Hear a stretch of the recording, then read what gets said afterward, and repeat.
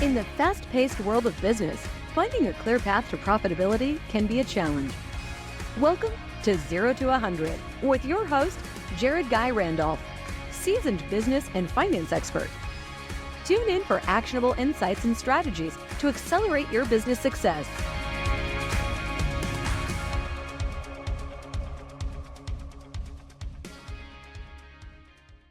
Hello, Accelerators. On today's episode of 0 to 100, I'm very happy to welcome Dr. Kent Wessinger.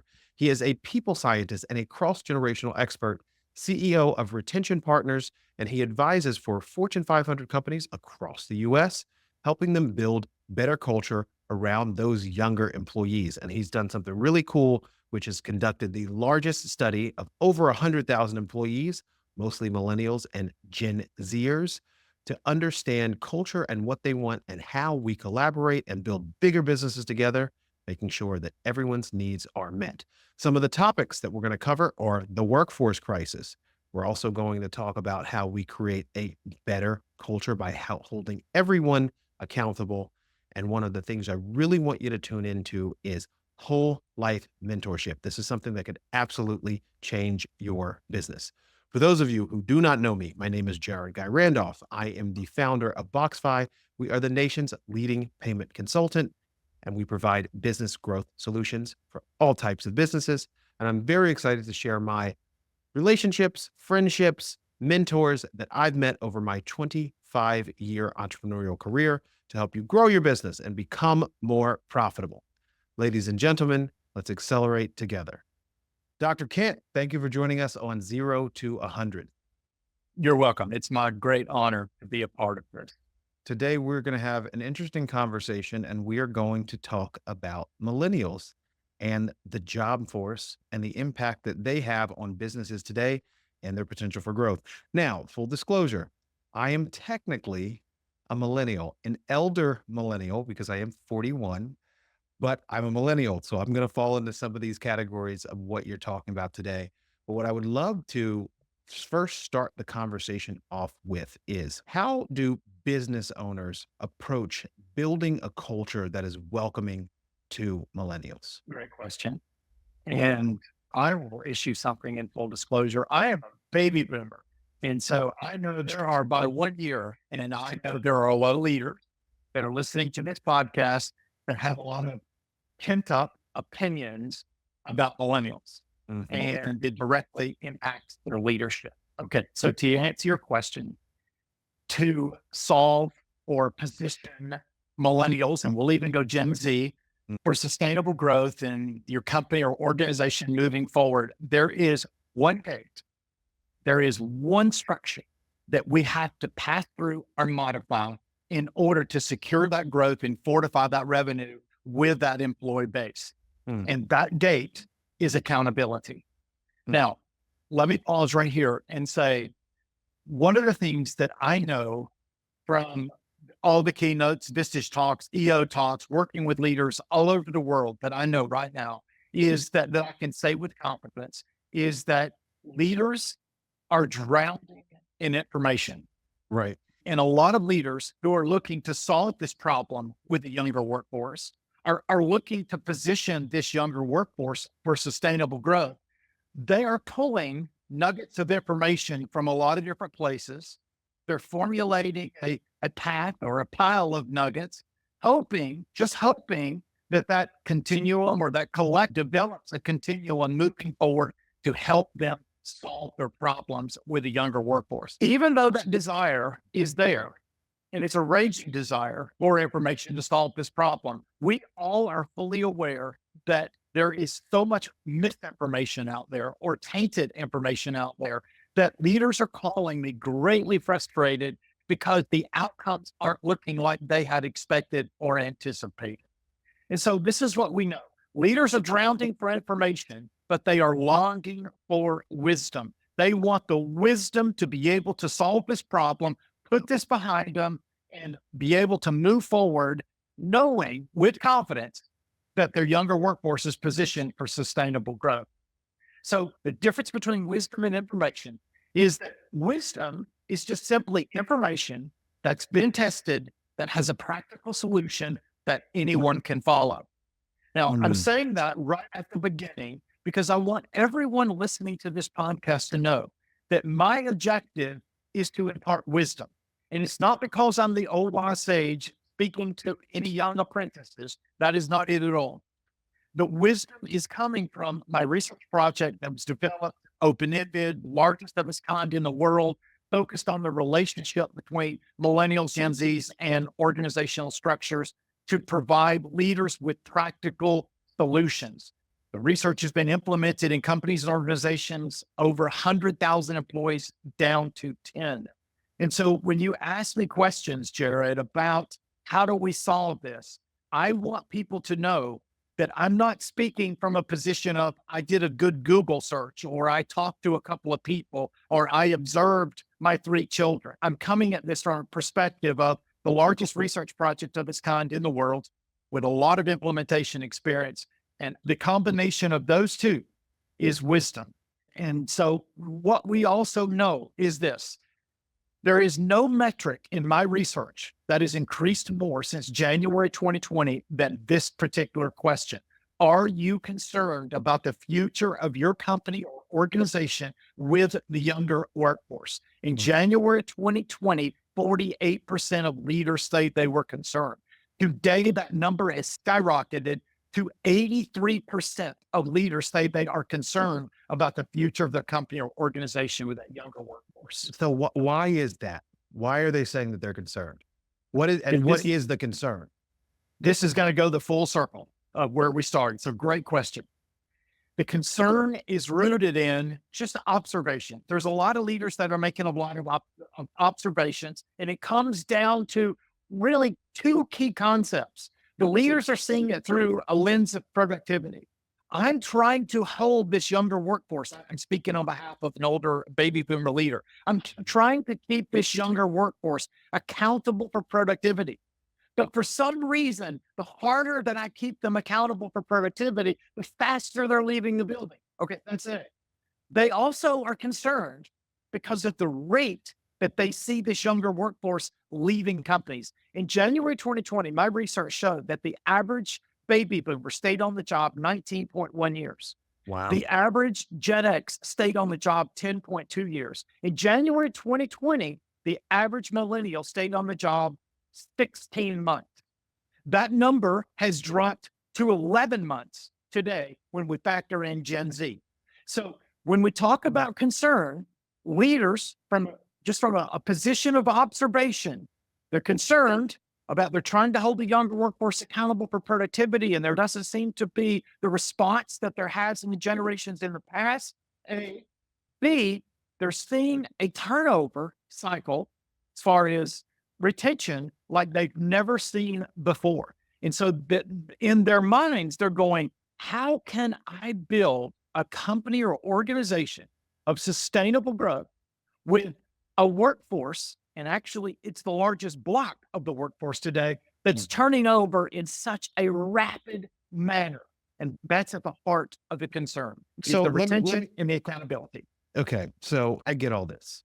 And as an elder millennial, I'm watching some of the millennial employees. I struggle with what I see on the surface is a sense of entitlement by the millennials. And I know a lot of business owners from my conversations seem to suffer the same affliction. Is it just misguided on our part as business leaders and we need to be looking at it in a different perspective? Or do they feel entitled? I 100% believe after the implementation experience and after all the research project and the outcomes in the research project, that there is a communication breakdown between the generations. And here is the divide. And your question gets right to the heart of the matter. The first question in the research project, when it's asked to baby boomers and Gen X leaders, says, what is the first word that comes to your mind when you think of a millennial or Gen Z? For 10 years, this research project has been open-ended and growing to over 50,000 participants all over the world. For 10 years, the top 3 answers have remained static. So what's the first word that comes to your mind when you think of millennial? Entitled, lazy, and selfish are the first 3 terms that come up. When you ask that same question to millennials or Gen Z, The top three answers have also remained static since the inception of the project: creative, innovative, and smart. Okay, so if we pause for just a moment and we go, which one of these people groups are we going to build an organization of sustainable growth with? Entitled, lazy, selfish, or creative, innovative, and smart? The answer is easy, with the creative, innovative, and smart. Then how do we tap into it? And if those generations truly are creative, innovative, smart, why do we have entitled, lazy, selfish perspectives coming from older leaders? And that question is huge. Go ahead. So here's what my experience has been. When I was 22 and 27 and 31 and 34, I thought I was creative, innovative, and smart until I hit my late 30s and I realized I don't know a damn thing. And I still have a lot more to learn. And I had to go through that learning curve to get to the point of where I am today. But you don't get a seat at the table when you're 22 because you don't know how to run a Fortune 500 business. And I'm literally speaking because these are some things that I've experienced. You're also not entitled when you walk out of college to a $70,000 or $100,000 salary. That's not how life works. And I find that there has been, from what I have experienced, a culture at a younger generation that has this expectation that they get a seat at the table and they get a big fat paycheck. I could be wrong. I'm not the one who has done over 100,000 participants in a case study. I would love your insights on that. Yeah. And I have to tell you, just so that you know with confidence that you're not some rare anomaly, the number one question that I get when leaders call me, but let's not forget the context. Most leaders call me very frustrated or angry. The number one question, I guess, / comment that I get is, how could somebody be working in my company and they're 25 years old and they've been here for 6 months and they're asking me for $100,000 salary a year? That's the number one comment, question, statement of frustration that I get when people call me. And so the response, what is the response? Why do we see this? Why are leaders frustrated? Well, leaders should legitimately be frustrated by that statement or that comment. I don't disagree with it. But here's where the communication breakdown is. I have never met anyone that went to work for a company or organization that said, when I'm there 16 months or 11 months or 24 months, whatever it is, when I'm there, I'm going to quit and I'm going to move on to another company. When they're going through the interview process, when they're trying to get the job, no one's going, I can't wait to quit this company or organization. No one. And so then the question becomes, why is that happening? And why is there this drive to have a seat at the table? And those are, again, those are legitimate, right at the heart of this generational conflict that is existing in our organizational structures today. And here is the gate. Here is the subject. It all comes back to accountability. You see, the older workforce, older seasoned leaders see accountability or define accountability is hierarchical. The one layer holds the next layer to the next layer to the next layer of accountable. The younger workforce is saying this: we want you to hold us accountable for productivity. Now, here is where it separates this generation from the ones before. This generation is now saying, now we are going to hold you accountable for structures of growth and success for us. Okay, so I want to pause right here for just 1 second and clarify something. Those younger employees that are coming to work for your company, they may demand $70,000, $100,000 after 6 months. By the way, don't pay them. Don't let that happen. But what they're also saying to you is this: we came to work for your company or organization because we believe in your products and services. We believe in your mission. We believe in your core values. We believe in what you've accomplished and where you are and where you're going. But we've been here 6 months and we recognize something that's really critical. And what we recognize is that you're not doing a good job at A, holding on to my generation as an employee. That's A. B, you're not doing a good job at attracting my generation as a client into your company. And so when this younger workforce or younger employees say, we want a seat at the table, or we want a louder voice, or we want a respected voice, they're not saying we want to take over your position, we want to take your role, we want to step into where you are, or they're not saying we know more than you about your company or organization. What they're saying is we understand our generation like no other. And because we understand our generation, and I love this company or organization, let me help you solve our retention rates. Let me help you attract good top talent from my generation into this company. And let me help you develop some kind of strategy that will attract my generation as a client inside the company. That's the voice that they're asking for. So let's talk about the attract. And I think that's really important. So the things that we focus on the podcast, because most of our listeners are entrepreneurs, they're business owners, is what can we do within our business right now with the resources that we have to create more profitability? At the end of the day, we're running our companies for them to be profitable. Otherwise, we shouldn't be in the business if it's not. How do you attract that talent, get that talent to stay over a longer period of time so you're actually extrapolating the value out of them, they're extrapolating value out of you, and you can continue to grow your company? What systems do you need to have in place as a business owner to attract that millennial employee? Great question. I can tell you unequivocally, it's not going to come through the HR department. And I'm not slamming any HR representative or figure or anybody by saying that, but we are functioning in a little bit of a different paradigm today. And I want to go back to just where I was. What is going to attract them? Activate the voice of those younger employees in your company. Bring them together. Let them formulate a strategy. The number one reason why the younger employees leave companies today and organizations at the rate that they do is not because of pay. Pay matters. Pay is number two. The number one reason, respected voice. And again, they're not looking for the voice to reorder or reconstitute the company. They're looking for a voice to help the company do better with that younger workforce for not only attracting them into the building, but also attracting them as a client. And so back to your question, Jared, how do we attract top talent? Moving forward, our best recruiters are not going to be HR reps. Moving forward, our best recruiters are going to be our younger workforce.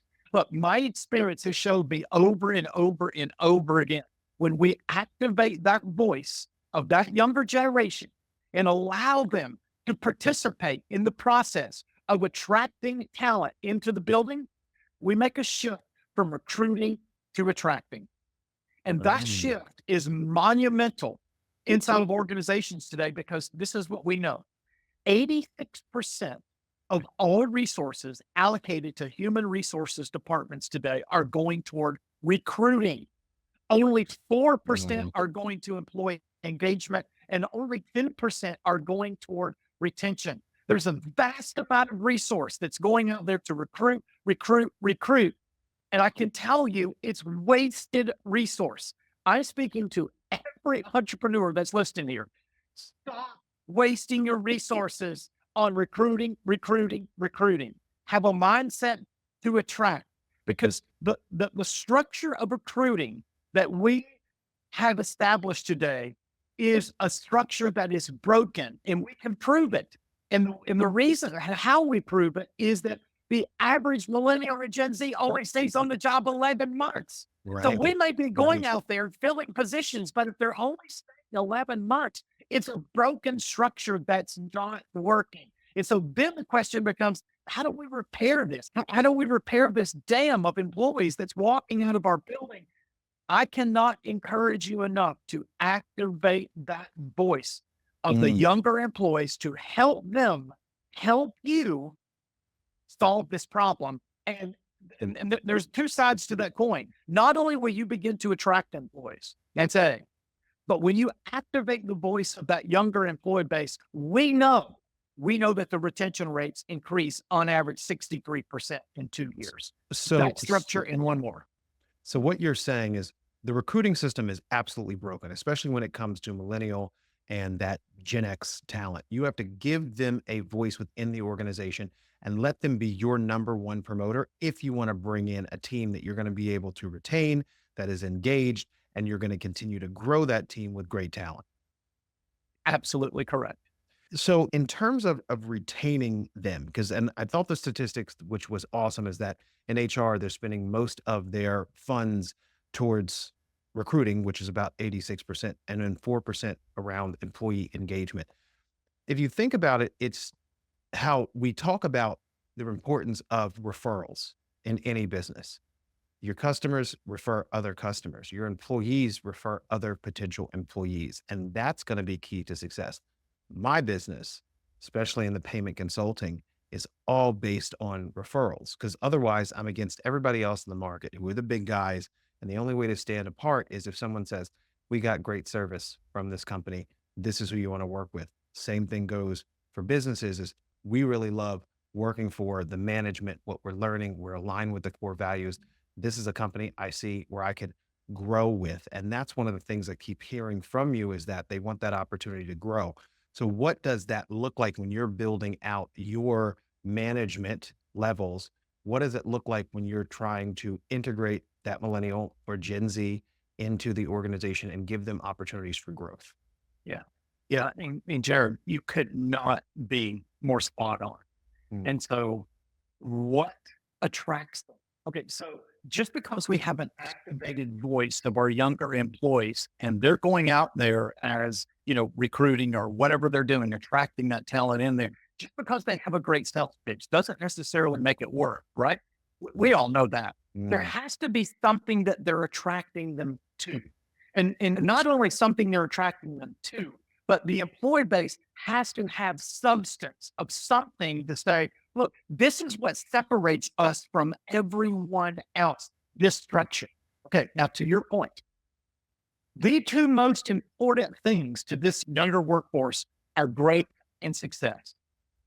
I want to work for an organization that is going to have an outcome of growth and success, not only for me personally, but for the organization itself. Obviously, everyone goes after that. But what we know about this younger workforce is they are defining growth and success a little bit different than the generations that preceded them. So when we can have structures of growth and success, what happens is the activation of structures of growth and success, those younger employees are going out there and they're saying this, we have structures of growth and success that are proving themselves. Look at my life. Look who I am. Look at the fruit on my tree. What we know is there are very few companies or organizations that have those structures of growth and success. So I want to point out one, because it's so ridiculously easy to have this one structure of growth and success. And it's mentorship. 83% of all millennials say we want success modeled for us. 81% of millennials in my proprietary research say that mentorship is essential to my success. Now, the next two metrics are ones that just completely confound the leaders who see millennials and Gen Z as entitled, lazy, and selfish. 79% of millennials say we want the leadership wisdom from the generation that precedes us. 73% say we want the core values from the generation that precedes us. Here we have this generation that is saying, teach us, guide us, grow us, see this through. But what I come to conclude is that there are very few companies or organizations that have a mentorship structure that is sustainable, that's producing the outcomes of a leadership pipeline, success, and growth for this younger generation. Now, it's really easy to say, do a mentorship structure. And Jared, I'm not sure we've ever talked about this, but when I first started seeing this theme come about in the research project, I thought this is a no-brainer. We're going to develop this mentorship structure. One of my biggest clients is a financial services company that's one of the biggest in this country. And we took the entire state of Florida and developed a mentorship structure. And 1 year later, it was a monumental fail. And I was like, what the? how could this fail? This is too emphatic. Okay, so why did it fail? The number one reason it failed was that mentors failed on the process. Mentors said, I don't know what to read. I don't know what to teach. This is weighty. This is taking 7-8 hours a day. I mean, a month to make this happen. And then all of a sudden, a mentorship gathering that was scheduled for once a month becomes every other month, becomes once a quarter, and it just faded away. Okay, so that's the number one reason. The weight of mentoring was the number one reason it faded. The number two reason is, and this was the thing that perplexed me the most, was that the younger generation defines mentorship differently than we define mentorship. Oh, We typically define mentorship as the old wise sage speaking into the young apprentice. We also define mentorship the majority of the time as this is about your career. This is about our company. This is about our core values. The younger generation does not see it that way. They see mentorship as a small group process in groups of 3 to 5 people. Now, keep that in mind. I won't get into the psychology of that, but groups of 3 to 5 people. They also do not see mentorship as a career process. They see it more as whole life growth and success. So collaboratively in small groups, we're going to meet once a month with an objective. And that objective is whole life growth and success for everybody in our small group, which ultimately collectively, we have a company of small groups, is collectively throughout the company. Because this is what we know. We know that the employee that is healthy at home is more productive and healthier in the building. So we are at this crazy place of organizational behavior and structures inside the reality of where we are right now.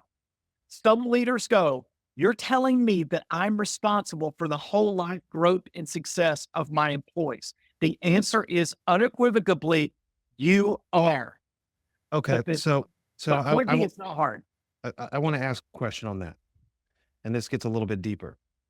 So being able to engage and provide whole life experience is assuming that the manager or mentor has the ability to do that. They might excel at work, but they might not excel in any other places in their lives. So how do you, as a leader of a company, create structure or processes around creating that whole life mentorship program if your staff isn't equipped to do that because they were never taught that way? So there's an expectation, but you're putting onus on a group that might not be able to provide that, meaning the management or the leadership of the company. Yeah. Why is it that this generation, I'm sorry to answer a question with a question, but why is it that your generation looks at the generations before them and at some level rejects the process or the trajectory or the pathway? Why is that? And the answer is that this generation had millennials and Gen Z, especially millennials, they had a front row seat to some of the greatest dysfunction in the history of this country. Highest divorce rates, highest crime rates, highest drug rates. I can go on and on and on. Even though, baby boomers and Gen Z, they've accomplished a lot and they positioned this country in a fabulous place, there was an incredible amount of dysfunction embedded into that growth strategy. And now all of a sudden, here comes a generation that's bold enough to say, we want that growth and success and we're committed to it and we want to be held accountable to get there. But all of that dysfunction, no, there's got to be another way. There's got to be another way to create growth and success. And so the conclusion that they've come to is that life is not all about my career. Life is not all about my job. Life is about a whole life, a healthy whole life. Now, to your point about, do we have people in our company equipped for that? And I would say that probably that's a crapshoot. It's 50-50. You have some that are and some that aren't. But that is the beauty of the small group, because what is happening in the small groups is not necessarily a lesson. It's a conversation. And so you have people, and I try my best when we develop these small groups to put people from all generations in these small groups so that they can help each other understand what's going on in their lives generationally and maturity and all of those things. They are helping each other get through life. They are helping each other overcome obstacles. And I'll tell you, Jared, I get emails every day because we have over 100,000 people in the mentorship structure across the country today. I get emails every day from people saying that mentorship lesson it saved my marriage, or that mentorship lesson made me understand my coworker like I've never understood, or that mentorship lesson healed my relationship with my brother or my sister or my parent. I get crazy things that come in. The mentorship, the whole life mentorship lessons are structured around not heavy subject matters, but simple subject matters like success through listening. And again, you don't have to have me to write the questions or the lessons. Anybody can do it. Meet once a month, groups 3 to 5 people, make it whole life based lessons that are focused on ordinary, simple things. What does it take to become not a good listener, but a great listener? How do we solve conflict? Take broad subject matters and open them up for discussion and have an expectation that people will be vulnerable and transparent, and people will together collectively work themselves through these situations and dilemmas in life. And I'm not hypothesizing here. This is not a theory, and this is not pie in the sky. I have groups of guys that are meeting on the top of cell phone towers, hardcore guys that are building cell phone towers in Wyoming and Montana. I have people that the whole groups have PhDs, or CEO. From every cut of life, I'm receiving emails saying, this is what this structure is doing for us. And let me just add one thing to that. That is the optimum structure of growth and success.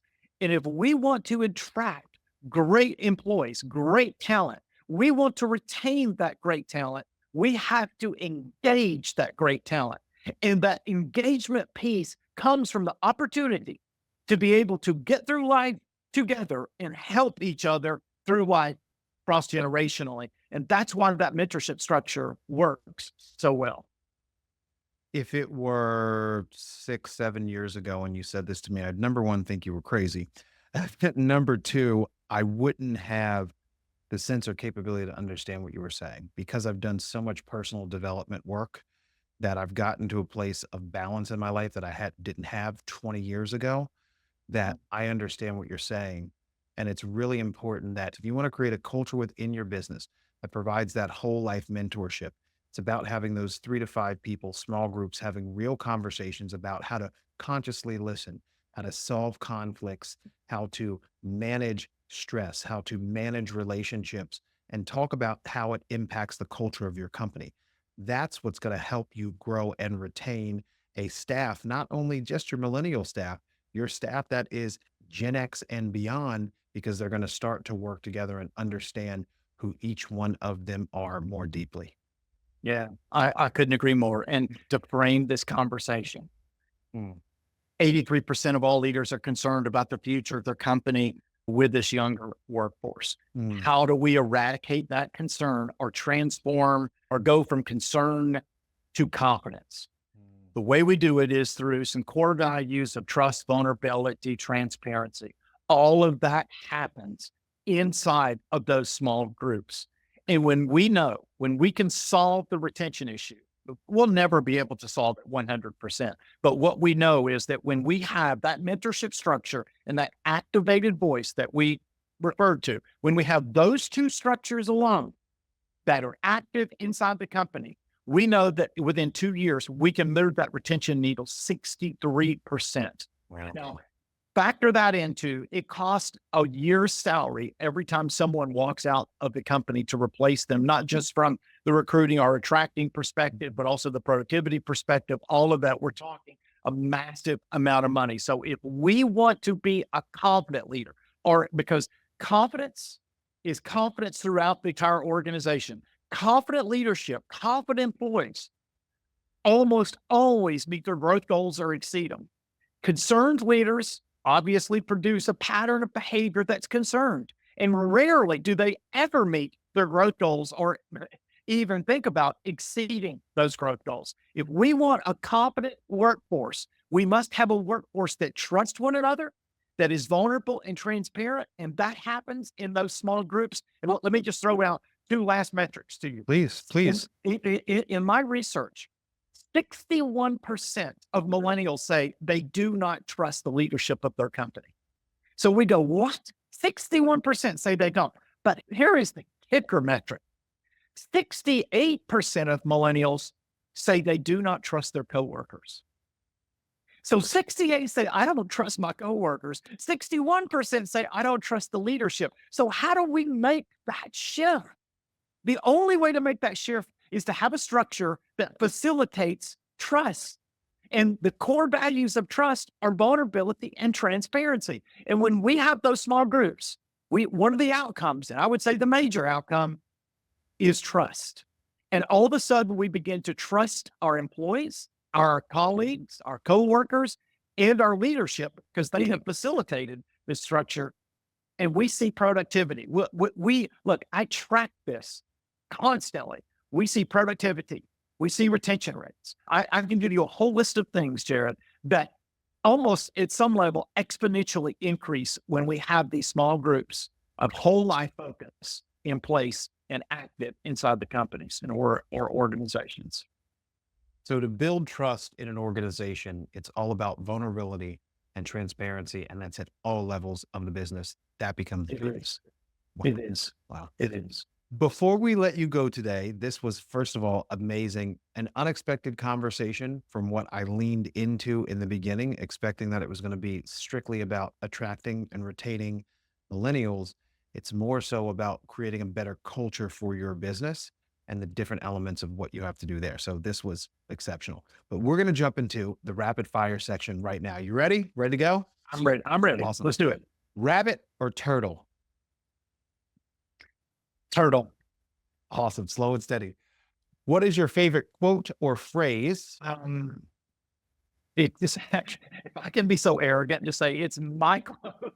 Lenny, that's awesome. Very good. Secure growth, fortify revenue with the greatest generation in organizational history, which are millennials. And I know some people just lost their minds. Oh, awesome. I love it. Is there a book on leadership or management that you would recommend our listeners read? Oh, good gracious. I just purchased 30 copies of a book today and sent it out to 30 leaders called The Carpenter. I've got it right here.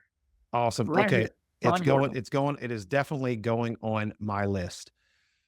So, dead or alive, if you had the opportunity to have dinner with anyone this evening, who would it be? I know this sounds a little bit cheesy, but I would say probably Steve Jobs. Interesting. Why Steve Jobs? The adversity that he had to overcome, the rejection that he had to overcome. I don't think that people talk about the rejection enough. I mean, rejected from a company that technically he was, one of the founders from, and to be rejected, to be pushed out, but to have the humility, and I know a lot of people see him as arrogant, but to come back into the building and to see the company through to the place it was, I would be really interested in understanding that how he managed that moment of rejection that he had, and then how he managed that moment of humility to be able to walk back into the building. Yeah. Wow. That would be an incredible conversation. So let's say you are a small business owner. You're doing $10 million in revenue on an annual basis. I walk through and hand you a $300,000 check. How would you suggest that business owner invest that $300,000 over the next 12 months to double their profits? Moving forward, competitive and market leverage is not about products and services. Products and services matter. The stability of your younger workforce is your competitive and market leverage. Wherever there is, in whatever city that you go to in America, and I don't want to get political about this, and please don't taint it in that, but whatever city we have a Taco Bell, a Starbucks, a McDonald's, and a Chick-fil-A, those four have to exist. If we take the McDonald's, Taco Bell, and Starbucks, and we combine the revenue and multiply them by 2, we get the revenue for the one Chick-fil-A. And so then the reason goes, why? Because Starbucks is focused on coffee, McDonald's is focused on hamburgers, and Taco Bell is focused on tacos. Chick-fil-A will tell you that they are about people first and chicken second. And so when we invest in our people, if we take our money and we invest it in our people, our companies grow. And that becomes our market leverage and competitive leverage moving forward. It's about people, Jared. Wow. And one last question, because I think this is really important. You're such an intriguing individual. Give me 2 people in your life who helped you get to where you are in your career today and how they helped you. My mother was an entrepreneur. My mother turned 80 this past weekend, and I threw her a surprise birthday party in Atlanta. The resolve that I saw her, and again, the obstacles that she overcame were beyond anything that I could have ever imagined. And she inspires me every single day because she's a voice of positivity, of faith, of prayer, all of those things in my life. Number 2, Mr. Leon Drennan, who was the president of HCA Hospital, who is my mentor to this day. And Leon has guided me over the past 7 to 8 years. He spoke much wisdom to me. He has spoke so many no's into me, like, no, that is the wrong thing to do, or no, don't do that. He has spoke so many hard things, and he is the one person that can look me in the face, or one of the few people that can look me into the face and say, that is stupid. Do not do that. So my mother and Leon Drennan are the 2 people. Yes. Beautiful, beautiful. Dr. Kent Wessinger, please tell the audience where they can find you if they want to reach out or connect with you. Just go to LinkedIn. Please friend me on LinkedIn. Please send me an instant message. But my mission in my life is very simple: to help people grow, to help leaders grow. And I know that I have a research project and implementation experience that can help you overcome some impediments. I am an open book. I practice vulnerability and transparency to meet the criteria of my mission, which is to help leaders grow. So please reach out to me if you have any questions, comments, anything. Reach out to me on LinkedIn. That's the easiest way to get me. Dr. Kent, thank you for joining us on 0 to 100. Thank you, Jared. It was my honor.